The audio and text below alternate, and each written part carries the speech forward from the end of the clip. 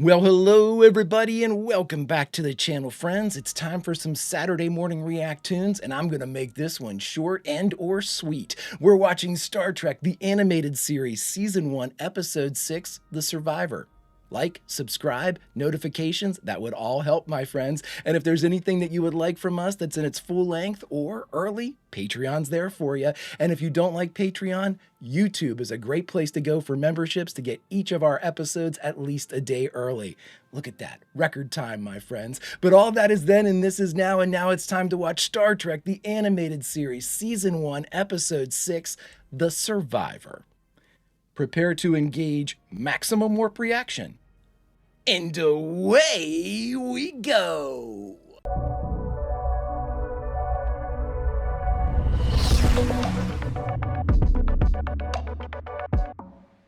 These are the voyages of the starship Enterprise.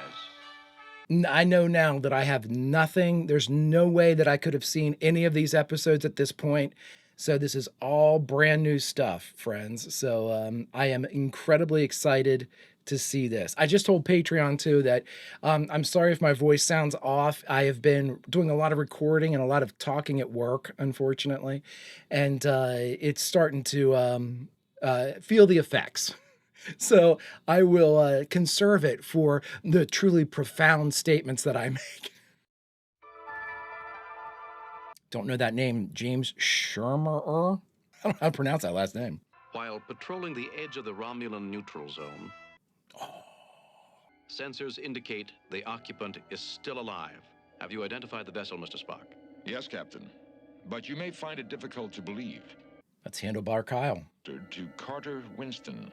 That's impossible, Winston. Spock. Carter Winston's been missing over 5 years. My God, he's got the same mustache as Kyle. Carter Winston. It seems you gentlemen know me. I'm especially honored to meet you, Mr. Winston. My daughter was going to school on Cerberus about 10 years ago when the crop failure occurred. Wow, Plum's daughter. Lieutenant Ann Norrid of our security detail. My fiancée? Anne's aboard this starship? Really? If Oh. you have your identity tapes with you. Spock, of all the cold-blooded, inhospitable requests I've ever heard. I believe our regulations are quite clear. Yeah, I'm with Spock. Spock is right as usual, Bones. And I understand, of course. My credentials, Captain. The Enterprise has rescued a living legend, the foremost space trader of our time, Really? only to use his wealth time and again to assist Federation colonies in times of need or disaster. That's awesome. Identification positive. Fingerprints positive. Voice print positive. We got him. Checks out. It seems we'll have a distinguished passenger with us for a Well, while. Anne will be able to tell us if it's him, so. This instrument seems a little off. I've never gotten quite this reading from a human before. Okay, so we got big problems. The captain is inquiring if the examination is completed, Doctor. Yes, I suppose so. And Lieutenant Norrid is waiting to see Mr. Winston once you've certified his medical condition. Well, this'll tell us then. I fully intended to come back and marry you, but my ship was disabled and I crashed on Vendor. I'm told I was lucky I survived. Why couldn't get a message to her? You said you've changed. How? I don't see any change. It's over between us, Anne. Why? Can't explain why, but I can't marry you. Ever.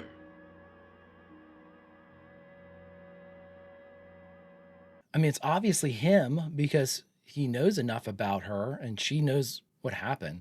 Was he changed because of that surgery? I've had our engineering officer, Mr. Scott, examine it and make a report. It's here somewhere. He doesn't think there's anything left in your ship except... The hell is this? Ay, caramba. Oh no, he's gonna be Jim, isn't he? Mr. Sulu, lay in a direct course for Reactor 3. Through the Why? Romulan neutral zone, sir? That was the order, helmsman. Through the Romulan. The extreme long-range sensor shows something in the zone. At this distance, I cannot determine precisely what it is. I've spoken to Winston on this at some length. He's assured me it is absolutely vital to get to Reactor 3 in the shortest possible time. But if we endanger our ship, I wouldn't have ordered it if I didn't feel it safe, Spock. Uh-huh. I am satisfied he's telling the truth, and his word is considered good, isn't it? Yeah, but it still doesn't change the fact that we have a treaty. On course, sir. You have the con, Mr. Spock. I mean, to be fair, so far, I hate this type of stuff, but so far, he hasn't given himself away. the captain's course change has taken us deep into the Romulan neutral zone. Well, Jim just woke up. I went down to my quarters to dictate the accident report, and I seem to have fallen asleep. I've never done that before. I thought he saw him. We are on course through the neutral zone, sir. Yeah, he knew that he came in here. He knew that Winston came into his room. And to enter it, did you order a course change, Spock? No, sir. You did. Ridiculous. No captain of Starfleet would do that unless it was a matter of life and death. Mr. Sulu, lay in a direct course for Ratar 3. Through the Romulan neutral zone, sir? That was an order, helmsman. Mr. Sulu, plot a course to take the Enterprise out of the neutral zone at warp 8. If I come back onto the bridge, ask me what my favorite fruit is. Oh, Winston, I was just finishing the test I ran on you. Oh, he's going to take you now, Plum. Damn it! Oh, now let me guess. It's you and Carter Winston. He told me a little about it when I examined him. Doctor, what do I do? Carter's doing a lot of talking. Private conversations. Do you think he'd want to deceive you? Oh, no. He's the gentlest, most thoughtful man I've ever known. Oh, boy. Forget Winston. Thank you, Doctor. I'll consider your advice. As awful as it is. I want a complete medical examination, Bones. Something's just happened. I'm afraid I'll have to make it later today, Captain. I don't know how to do any of that stuff. Are you sure there is no possibility you made an error? Well, there's always that possibility. I'll go over them again if you like. He's doing a good job of playing this off. I have to say that. He hasn't said any tells that would... When I asked him if there was any possibility he might have made an error, He said there's always that possibility. He didn't bite your head off. I must have taken a little nap. Doctor, you are a man of curious habits, but I have never known you to nap on the laboratory floor. Right. There's something wrong about this room. All right, Winston, you can come out now. Jim's talking to a table. I don't think so, Doctor. There used to be only 2 examining tables in this room. Now there are 3. Like, Plum wouldn't have figured that out, and Spock wouldn't have been like... Plum should have been like, where's that table? Why did that get there? A Vendorian, Doctor. Their planet is quarantined, and few people ever do see them. Vendorian. Arrange their molecular structure into anything with the same general... That's where he said he crashed. Okay. Get a security team down here on the double. Jim! It's strong as hell. All security teams. Close all doors. Intruder alert. Repeat. Intruder alert. The intruder is a Vendorian. Stun anything that doesn't know what we did yesterday. Anne, what are you doing? My job? It isn't hard to guess who the intruder is. You're the only stranger aboard, Carter. Come on, Ann. Take him out before he touches you. Lieutenant Norrid, you could have stopped him. Why didn't you fire? Come on, man. But I couldn't harm the image of the man I loved. Lieutenant, he is not the man you loved. Carter Winston is dead. Well, we don't know that for sure, but... Security teams report no sign of the alien on this deck, Captain. I was afraid of that. Once out of our sight, he can become anyone or anything aboard this ship. Hold on. I want verification of every time I meet somebody. And they're heading right for us. Yikes.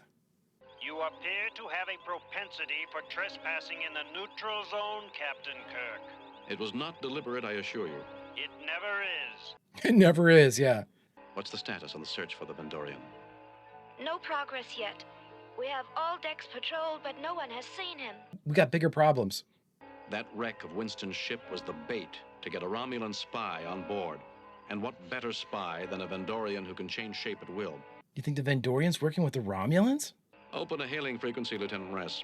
Hailing frequency open, sir. Who is that? Maress. Through the use of a spy using the human form of Carter Winston. A spy? Come now, Captain. Your imagination is creative, but It's an interesting leap. your 5 minutes are up, Captain. Either surrender your ship or prepare to fight. I will not surrender my ship. And a fight it is. What are you doing? Squeezing your throat. Captain, our deflector shields are coming down. Oh boy. Hangar doors on the shuttlecraft deck are opening, sir. The Vendorian must be trying to escape. Spock, take the con. Talk to the Romulans. Try to stall them and send a security team to the hangar deck. I'll be in engineering. I'm not sure we need you off the bridge here, Jim, but... I come up here to check the backup systems, and there was a crewman taking this panel apart. That's all I remember. Then he grabbed my throat, and that was that. What did he say? Many things. Some were only feelings. You can read those? He did love you. How did he die? Winston crashed on our planet, and he was tended by a Vendorian. Me. He lived for almost a year before his body ceased to function. Damn. He lived in pain then for like a year. He did say he loved me. As I do. In a sense, I feel some of the emotions he felt. Oh. We've seen this in Fringe. This is what I am. Can you love this? She just screams and shoots him. Ah!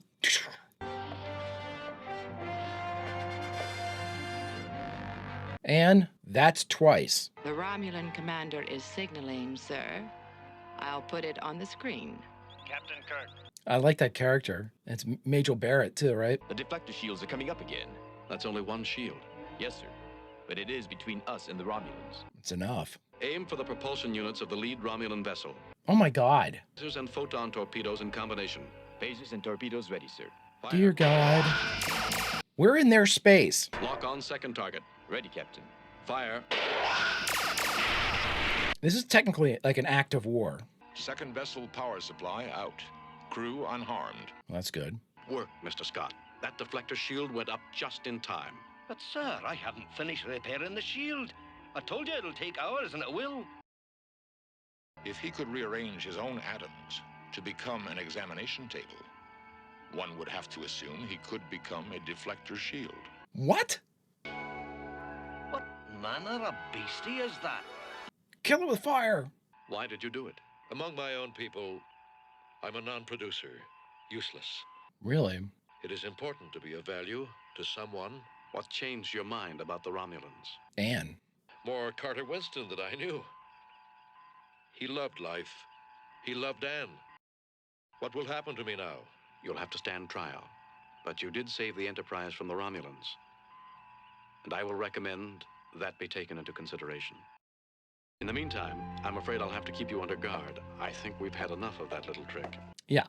Could you assign me that duty? Absolutely not. Form doesn't seem terribly important to me, as Carter Winston, or even just part of him. Ooh. You have the guard detail, Lieutenant. I don't like any of these decisions. Caught him. Acute observation, Doctor. Well, I'm glad to see him under guard, Jim. I like that.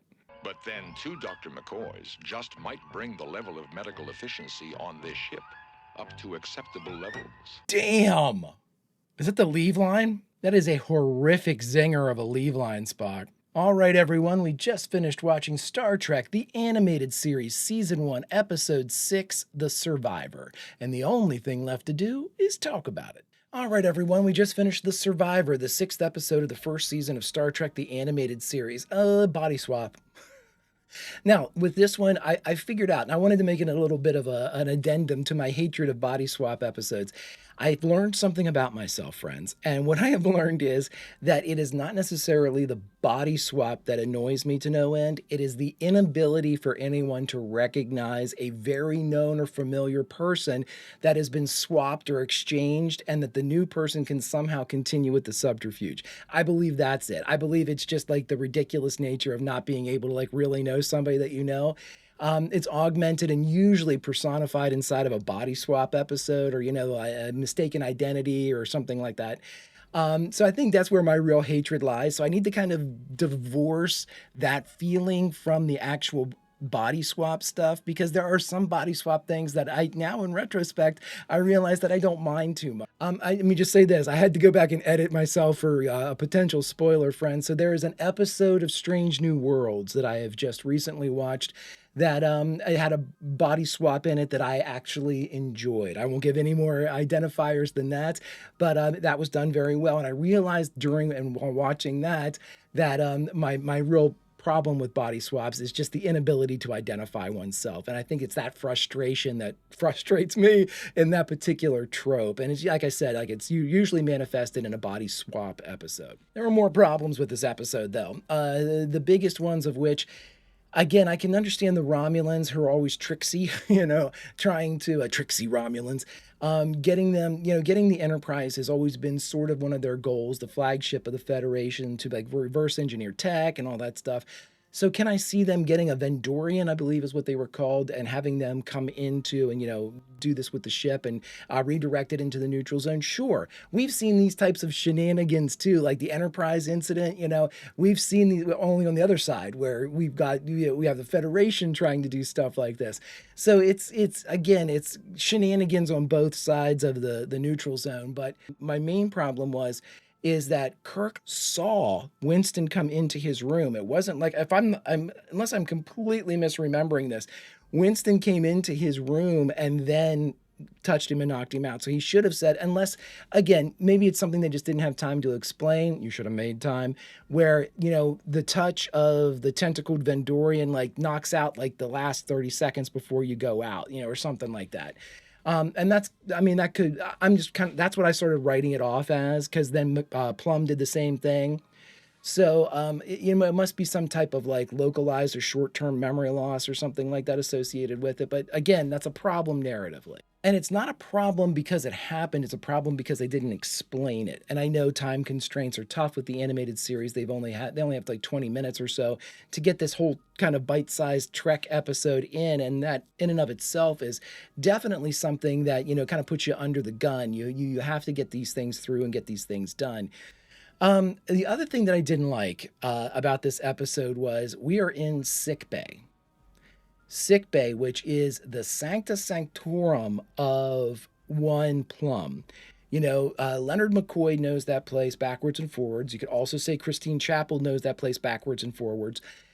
To walk into the room where Bones probably spends 99% of his time, 95% of his time on the Enterprise end, and Jim's the one that figures out that there is an extra bed in the room. If anybody is going to pick this thing out, it's going to be Plum. And then immediately after Plum, Spock would have done it. Spock is so perceptive. It's like Jim was like, look, there's another bed. And it took them like a beat or two to be like, well, he's right.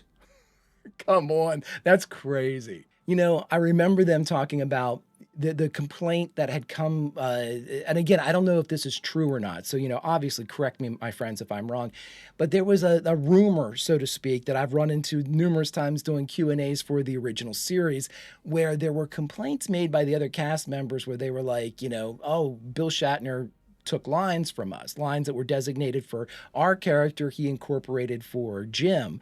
Now, I don't think you can do that with animation because you're given a script, but boy, oh boy, doesn't that sound like it? Like Bill Shatner was just like, oh, what's that table here? And everybody was like, that's my line. And again, I know it didn't happen in this episode. That's what pinged for me. Like, this doesn't seem like this is Jim's scene, but it's Jim's now.